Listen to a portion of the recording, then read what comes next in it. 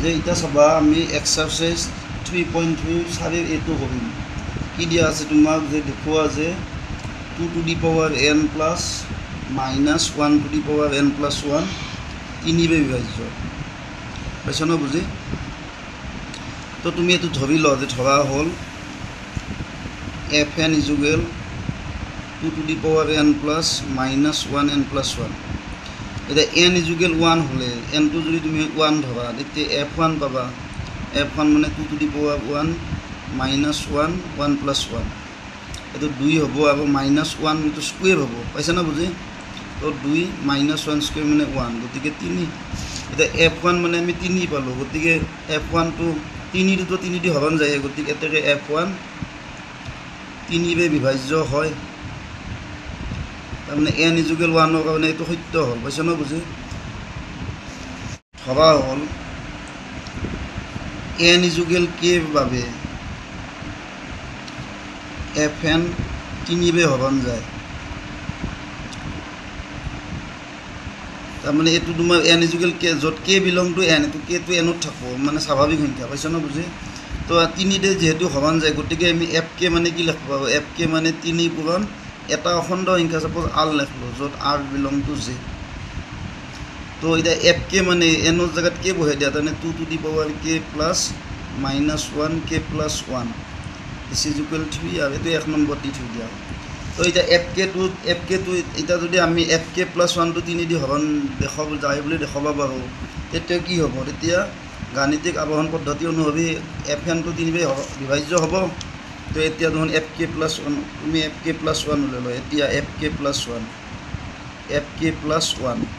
তো fk plus 1 মানে কি হ'ব 2 to the power k plus 1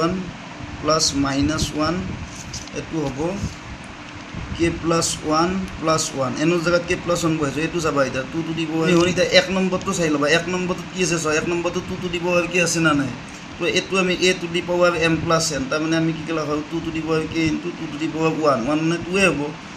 আৰু এটো minus 1 k plus 1 মানে আমি এটো k plus 1 নাছিল এটো আমি k plus 1 into minus 1 লিখব এটো k plus 1 plus 1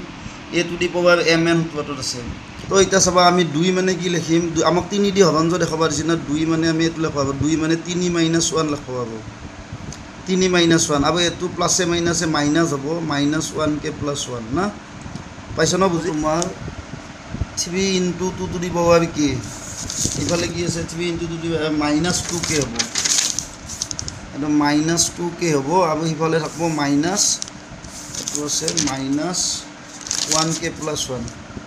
minus 1k plus 1 পাইছ না বুজি তো এটা তুমি এটা কাম কৰবা 3 2k তো থাকক এবে পাবা তুমি হন মাইনাস চিনডাল কমন না আনলে এতে কি দেখো 2k plus minus 1k plus 1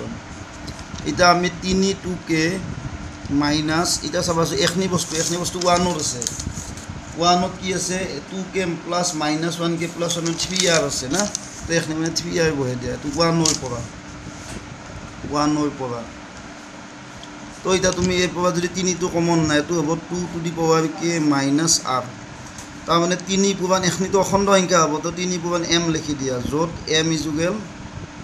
2 to the power k minus r belong to z পাইছ না বুজি তো আমি কি দেখা পালো fk plus 1 টোক আমি 3m আভিত লিখলো তাৰ মানে fk plus 1 টো 3 দি হৰণ যাব